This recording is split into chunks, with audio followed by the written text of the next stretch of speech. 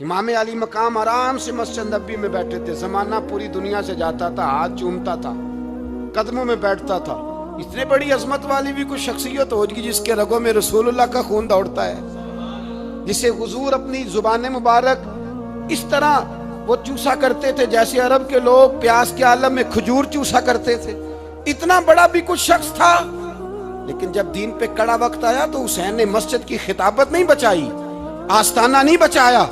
امام علی مقام نے کہا کوفہ لٹتا ہے تو لٹتا رہے، دمشق میں فساد ہوتا ہے تو ہوتا رہے، وہ ملک شام کی بچیاں رو رہی ہیں تو روتی رہیں کہ ہم پہ یزید قابض ہو گیا، میری مسجد آباد ہے، کافی ہے نا۔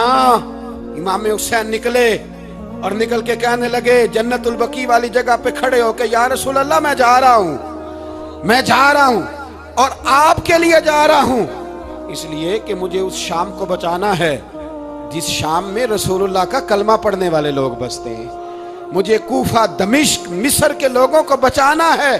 نانا تیرے کرم کے خزینے کی خیر ہو، میں جا رہا ہوں تیرے مدینے کی خیر ہو۔ نکل کھڑے ہوئے امام علی مقام، میدان میں نکلے، کس کے خلاف؟ بولے کون تھا؟ یزید مسلمان تھا، اس وقت تک تو سب نے مسلمان لکھا ہے، جس نے کافر کہا شہادت امام حسین کے بعد کہا۔ جرم کیا تھا؟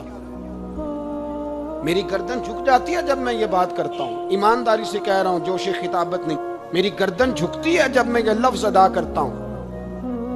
امام علی مقام اس شخص کے خلاف نکلے، سارے خطبے امام حسین کے پڑھ کے دیکھو۔ امام حسین نے فرمایا یزید شرابی ہے، شرابی مسلمانوں کا حکمران ہو سکتا؟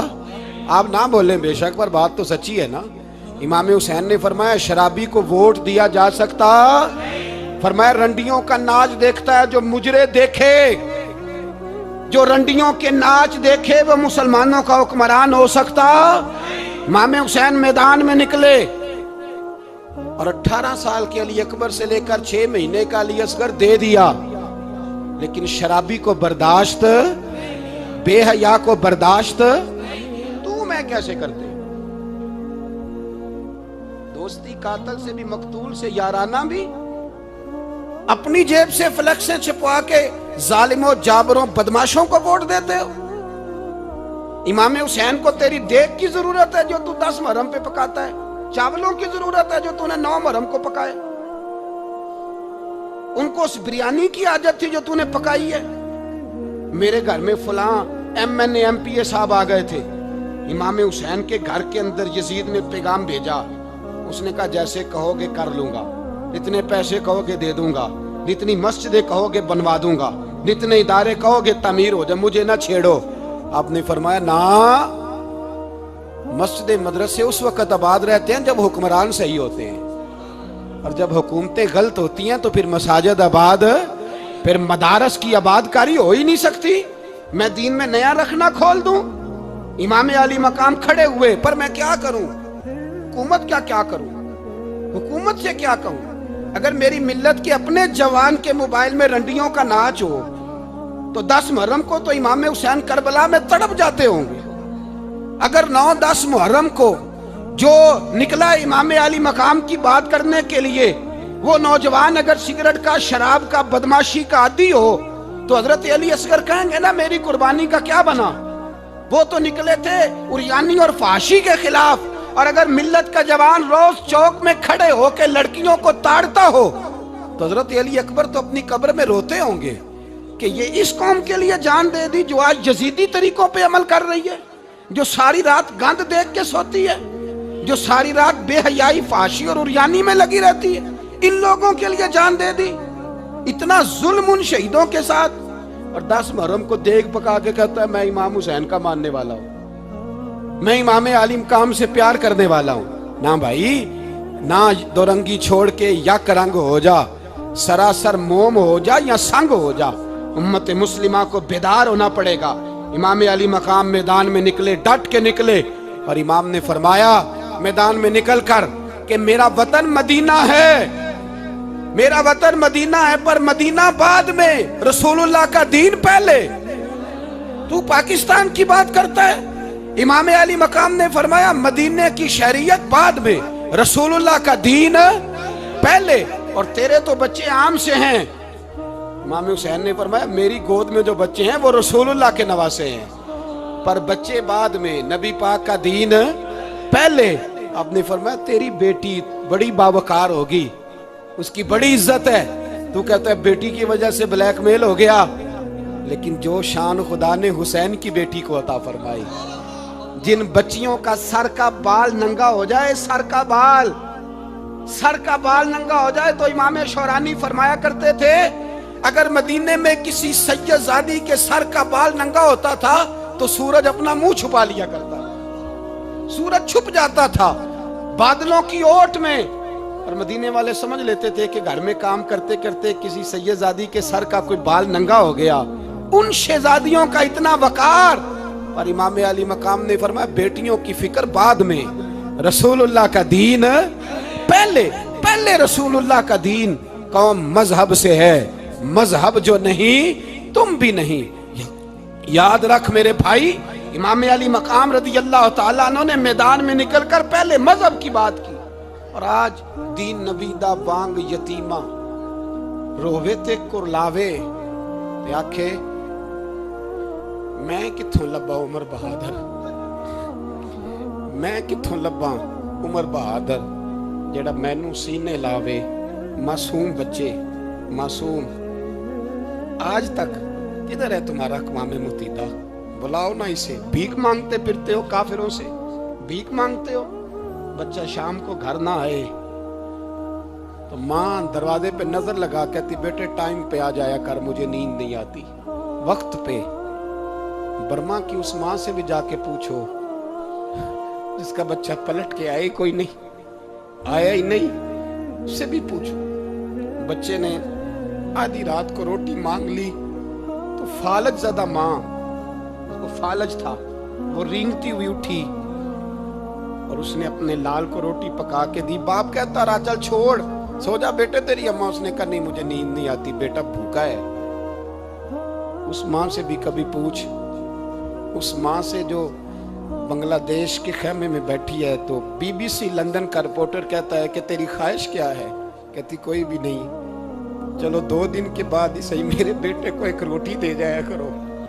ये रोटी मांगता है मुझसे, मैं किधर से लाऊं? ये लवारिस कौम है, मैं हुक्मरान से जाके बात करूं? जब मेरा अपना नमाजी मुसलमान कहता है पहले पाकिस्तान के बच्चे तो पाल लो। मेरे भाई तुझे खबर ही नहीं, ये तो जाना तो कभी गुंबद खजरा पे। तो मेरे मुस्तफ़ा ने फरमाया मन अज़ा मुस्लिम फ़क़द अज़ानी। फरमाया जब मेरा मुसलमान तकलीफ में होता है तो मैं गुंबद में तकलीफ में होता हूँ, मुझे दर्द होता है, मुझे अजियत होती है। पूछ जाके महबूब पाक से।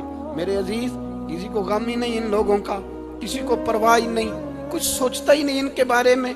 मैं अपने घर में मस्त हूँ, आप अपने घर में मस्त हैं। मेरे रसूलुल्लाह की उम्मत लुट गई सारी, जगह जगह तबाही। 1 इंच धरती पर जमीन ऐसी नहीं जो काफिर की और खून बहता हो। एक रेमंड डेविस अमरीकी कुत्ता यहाँ बंद था मुसलमानों के कत्ल में। उन्हें अपनी कौम की इतनी फिक्र थी, वो रातों रात छुड़ा के ले गए। लेकिन मेरी और तेरी बहन आफिया सिद्दीकिया सालों से बंद है। तड़प के पूछा है मुसलमानों ने कि उसकी गलती तो बताओ, उसका कसूर नहीं, पर वो बंद है। कोई नहीं बात करने वाला, कोई नहीं। मस्जिद जाने, जुमा तो पढ़ाना है, इसमें गर्ज नहीं, दर्द है कि नहीं क्या, उसमें तो इतना पता है 1 घंटे तकरीर है करनी है। पीर साहब सुबह से शाम तक तावीज़ लिखते, सियासतदान सुबह से शाम तक जनाजा भी तब पड़ता है कि मुझे वोट मिलेंगे। ताजर कहता है बस दुकान चलनी चाहिए, मर जाए मेरी तरफ से सारी दुनिया। बस करो, इस खौल से बाहर निकलो। ए नौजवान मुस्लिम, कभी ये तदब्बुर भी किया तूने, वो कौन सा गर्दू है जिसका है तू एक टूटा हुआ तारा? तूने सोचा ही नहीं कभी, तुझे कभी खबर ही नहीं हुई कि ये किस कदर बड़ा काम था? मेरे रसूल पाक सल्लल्लाहु अलैहि वसल्लम के गुलामों जागो। जाऊं हजरत साद बिन नबी वकास के पास, कादसिया की जंग हो रही थी, काफिर बुला रहा था, आओ अगर कोई है तो आओ, आओ मुकाबले में।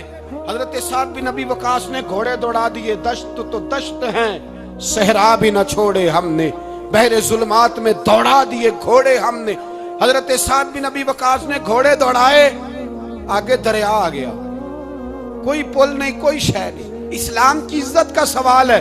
حضرت سعد بن ابی وقاص نے ہاتھ اٹھائے اور کہا اے اللہ، اگر تو موسیٰ کی نافرمان قوم کو رستہ دے سکتا ہے تو تو ہمارے دلوں کو جانتا ہے، ہم تو اپنے رسول کے فرما بردار غلام ہیں۔ آنا مہربانی کر کہ اگر تو نے دل مسلم کی دل جوئی نہیں تو ہمیں تانا دیں گے بت کے مسلم کا خدا کوئی نہیں۔ کہا اے اللہ مہربانی فرما، اگر تو حضرت وَإِذْ فَرَقْنَا بِكُمُ الْبَحْرَ فَأَنْجَيْنَاكُمْ وَأَغْرَقْنَا آلَ فِرْعَوْنَ، اگر تو حضرت موسیٰ کی قوم کے لیے دریا پھاڑ سکتا ہے تو ہم تو نبی پاک کے غلام ہیں۔ صحابہ کہتے ہیں جناب سعد نے دعا مانگی تو دریا نے رستہ عطا فرما دیا۔ یار تو دعا بھی نہیں مانگتا؟ حضور نے فرمایا دعا صلاح المومن، دعا مومن کا ہتھیار ہے، تو نے یہ بھی چھوڑ دیا ہے۔ اب تو باتیں کر کے، تبصرے کر کے، ٹی وی دیکھ کے، اپنی رائے قائم کر کے، کمنٹس کر کے سو جاتا ہے، یہ بھی سوتا خشک ہو گیا، تو دعا تک نہیں مانگتا۔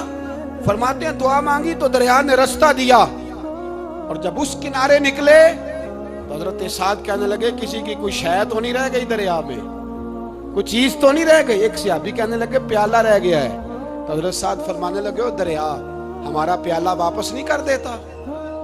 تو کہتے ہیں کہ لہر آئی تو پیالہ بھی باہر پھینک گئی۔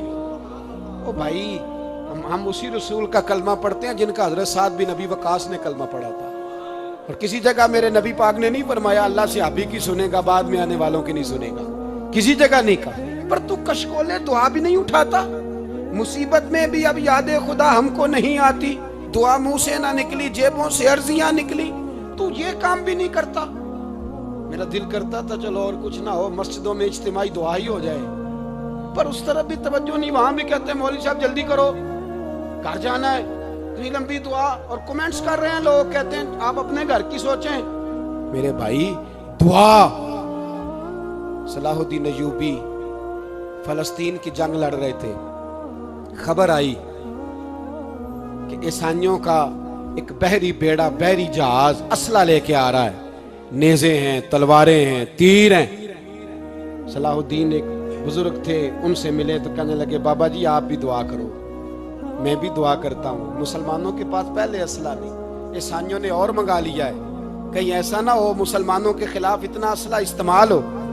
یہ بات کہی، بابا جی کو دعا کا کہا، خود مسجد اقصیٰ میں ساری رات روتے رہے۔ صلاح الدین ساری رات، ہمارا حکمران جسے ربنا آتنا فی الدنیا پوری نہیں پڑھنی آتی، اور اب تو ایسے پیر آ گئے ہیں میدان میں جو سورہ فاتحہ سیدھی نہیں سنا سکتے الا ماشاءاللہ۔ ساری رات صلاح الدین ایوبی روتے رہے۔ وہ بزرگ کہتے ہیں میں بھی کونے میں تھا، پر جس درد سے اس نے دعا مانگی میں نہیں مانگ سکا۔ سویرے خبر آئی کہ دشمن کا وہ بحری بیڑا جو اسلحہ لے کے آ رہا تھا دریا میں غرق ہو گیا ہے۔ صبح خبر آئی تو وہ شخص ایک آگے بابا جی سے کہنے لگا بابا جی وہ بحری بیڑا دریا میں غرق ہو گیا، تو بابا جی رو پڑے، کہنے لگے دریا میں غرق نہیں ہوا، صلاح الدین ایوبی کی آنسوؤں میں غرق ہو گیا ہے، اس کے آنسوؤں میں غرق ہو گیا ہے، اس نے رب سے دعا ہی ایسی مانگی، اس کے آنسوؤں میں۔ تو دعا بھی نہیں مانگتا میرے بھائی مسلمانوں کے لیے، تو دعا بھی نہیں مانگتا۔ امام حسین میدان کربلا میں تھے، ایک راوی کہتا ہے 3 دن پانی بند رہا ہے، روٹی بند رہی ہے، پر قرآن پاک کی تلاوت 1 منٹ کے لیے بھی بند نہیں ہوئی، دعا اور التجا 1 منٹ کے لیے بھی بند۔ حسین کے خیمے سے یہ آواز بار بار آتی رہی، یا اللہ استقامت بھی دے اور صبر بھی عطا فرما۔ دعا کا رستہ بند، تلاوت بند نہیں ہوئی، اللہ کی بارگاہ میں سجدے بند نہیں ہوئے، تو چھوڑ گیا ہے، تو دعا تک نہیں مانگتا۔ دعا تو انقلاب برپا کر دیتی ہے، دعا تو حالات بدل دیتی ہے، دعا تو تبدیلی لے آتی ہے۔ کوئی بیٹھا ہوا مجھے دور دعا دیتا ہے، بس دعا دیتا، فقط دعا دیتا ہے۔ کوئی بیٹھا ہوا مجھے دور دعا دیتا ہے، میں ڈوبتا ہوں پر سمندر اچھال دیتا ہے۔ وہ بھائی تو دعا بھی چھوڑ گیا۔ پہلی بات آپ کی خدمت میں یہ ہے کہ جاگیں، مسلمان بنیں۔ دوسرا کچھ نہیں کر سکتے تو دعا تو کر سکتے ہیں نا، دعا کا رستہ اپنائیں۔ اور پھر میرے نبی پاک علیہ السلام نے 2 باتیں فرمائی، کان کھول کے سن لینا، 2 باتیں۔ حضور نے فرمایا ایک وقت آئے گا کہ میری امت کے خلاف کافر ایک دوسرے کو آوازیں دیں گے آؤ مسلمانوں کو مارے، آؤ مسلمانوں. تو صحابہ نے کہا یا رسول اللہ کیوں، ہم تھوڑے ہو جائیں گے؟ فرمایا نہیں، تم بہت زیادہ ہوں گے. 56 اسلامی ملک ہیں دنیا میں، کتنے بول کے بتانا ہے؟ اتنا سا برما ہے. کسی غیر مسلم کا کتا مر جائے تو یہ چیخ پڑتے ہیں، اور یہاں کہتی ہے اقوام متحدہ کہ جی وہ ہمیں داخل نہیں ہونے دے رہے. تو بند کرو پھر سلامتی کونسل، تحلیل کر دو، اقوام متحدہ ختم کرو. اگر تمہاری کو سنتا نہیں تو بنائی کیا ہے؟ صرف مسلمانوں کو پریشرائز کرنے کے لیے. اور ہمارے مسلمان بھیک مانگتے پھرتے ہیں، کہتا ہے کہا ہے ہم نے اقوام متحدہ سے. اب تم اپنے لیے کافر سے بھیک مانگو گے؟ کافر سے بھیک مانگو گے؟ میرے عزیز، نبی پاک علیہ الصلوۃ والسلام نے فرمایا کافر ایک دوسرے کو بلائیں گے مسلمانوں کو مارے. یا رسول اللہ ہم تھوڑے ہوں گے؟ فرمایا بہت زیادہ ہوں گے. تو حضور کیا ہوگا؟ فرمایا تمہیں وہن ہو جائے گا. یا رسول اللہ وہ کیا ہے؟ فرمایا دنیا سے پیار ہو جائے گا، مرنے کو دل نہیں کرے گا. دنیا سے اور مرنے کو. اس وقت سمجھ لینا کافر تم پہ حاوی ہے. میں اپنا اندازہ کروں، آپ اپنا کریں. مجھے دولت سے کتنا پیار ہے اور آپ کو کتنا پیار ہے. جھاگ کے سنیں یہ لفظ رسول پاک کے صلی اللہ علیہ. حضور نے فرمایا جب تجھے دنیا سے پیار ہو جائے، دولت سے پیار ہو جائے، اقتدار سے پیار ہو جائے، اور جب تجھے موت بری لگنے لگے، تیرا مرنے کو دل نہ کرے، پھر کافر تیرے اوپر چڑھ آئے گا. آج دولت ہی تو رہ گئی ہے، باقی بچا کیا ہے؟ میں اکثر کہتا ہوں شادیاں نہیں ہوتی، تجارتیں ہوتی ہیں. لڑکی والے کہتے ہیں کہ لڑکا زیور کتنا ڈالے گا، لڑکے والے کہتے ہیں لڑکی جہیز کتنا لائے گی. تجارت، ہر جگہ دولت، ہر جگہ پیسہ، ہر جگہ سرمایہ. جہاں جس معاشرے میں تلاوت بکے، نعت بکے، تقریر بکے، اس سے زیادہ اور تباہی کا معاملہ کیا ہوگا؟ میرے عزیز، میرے رسول پاک علیہ الصلوۃ والسلام کے صحابہ کے قریب دنیا داری آ سکی. Don't forget to like and subscribe.